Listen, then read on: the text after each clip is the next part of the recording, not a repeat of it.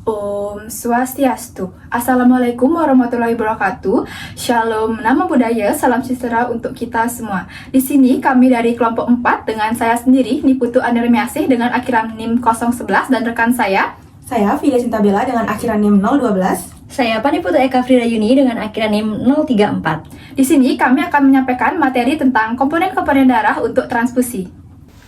Transfusi darah adalah pemberian darah atau komponen darah dari donor yang sehat ke resipien yang membutuhkan. Transfusi darah diperlukan untuk mempertahankan kecukupan oksigenasi jaringan, mengobati pendarahan, gangguan koagulasi, memperbaiki defisiensi imunologis, dan mempertahankan volume darah. Beberapa kasus pendarahan yang membutuhkan transfusi yaitu trauma senjata api, cedera kendaraan, operasi bedah, dan pasien dengan kondisi medis tertentu seperti talasemia dan anemia hemolitik. Saat ini darah manusia ditransfusikan pada banyak kasus yang berbeda-beda dan bertindak sebagai obat untuk menyembuhkan sejumlah penyakit.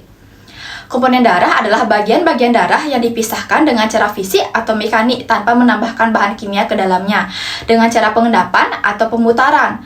Komponen darah dibentuk dari dua komponen, yaitu komponen seluler dan komponen non-seluler, yaitu komponen seluler yaitu membentuk sekitar 45% yang terdiri dari 3 jenis sel yaitu eritrosit, leukosit, dan trombosit.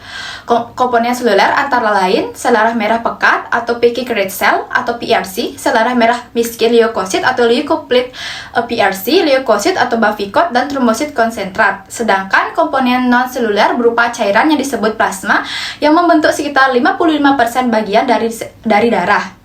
Komponen darah non-seluler antara lain ada plasma donor tunggal atau liquid plasma, plasma segar beku atau fresh frozen plasma, dan kriopresipitat. Komponen darah seluler. Yang pertama ada sel darah merah pekat atau picky red cell atau PRC.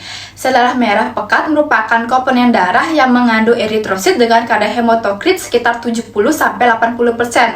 Komponen ini diperoleh dari darah utuh yang diproses menggunakan metode sentrifugasi kecepatan tinggi untuk memisahkan sebagian besar plasmanya.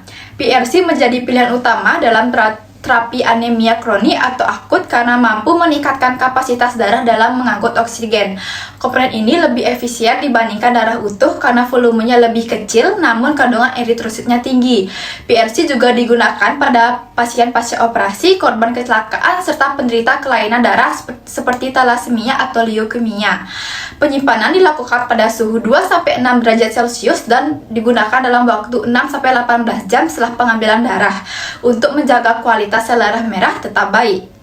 Yang kedua adalah darah merah pekat miskin leukosit atau leukodepleted PRC, yaitu komponen darah yang berisi eritrosit dengan jumlah leukosit yang sudah dikurangi sesuai standar, yaitu kurang dari 1 kali 10⁻⁶ leukosit per unit. Komponen ini disimpan pada suhu 4 derajat Celcius dan bila wadahnya terbuka hanya bisa disimpan sampai 24 jam. Sedangkan pada sistem tertutup masa simpannya sama seperti darah lengkap. Leukodepleted PRC diberikan untuk meningkatkan kadar eritrosit terutama pada pasien yang sering menerima transfusi, sekaligus mengurangi resiko reaksi demam dan alergi.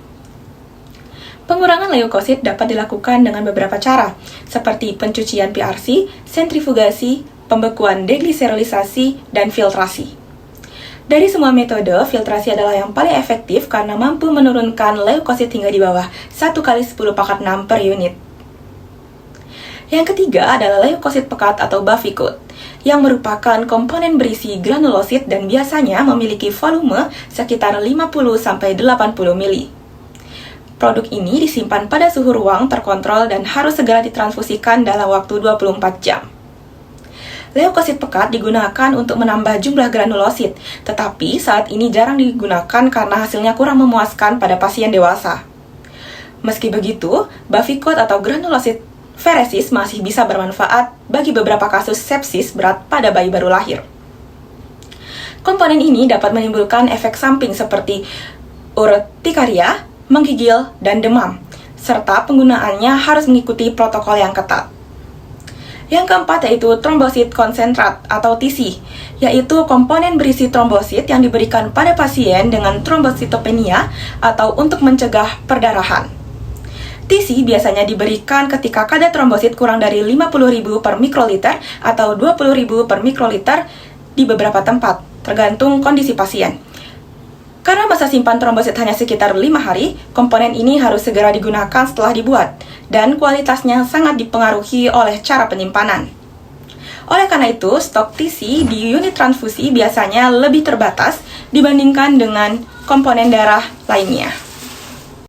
Komponen selanjutnya yaitu komponen non-seluler yang terdiri dari pertama, plasma donor tunggal atau liquid plasma. Liquid plasma berisi plasma dengan faktor pembekuan stabil dan protein plasma dengan volume 150-220 mili. Komponen ini dipakai untuk menambah volume plasma dan meningkatkan faktor pembekuan stabil seperti faktor 2, 7, 9, 10, dan 11. Efek samping yang dapat muncul yaitu urtikaria, menggigil, demam, dan hipervolemia. Yang kedua yaitu plasma segar beku atau fresh frozen plasma. FFP mengandung seluruh protein plasma termasuk faktor pembekuan terbanyak, digunakan untuk terapi defisiensi faktor, mengatasi efek warfarin, dan koreksi koagulopati. Satu unit mampu menaikkan kadar faktor pembekuan 2-3%, dengan dosis awal 10-15 mili per kilogram untuk mencapai sekitar 30% kadar normal. FFP juga diberikan pada transfusi masif dan transfusi trombosit.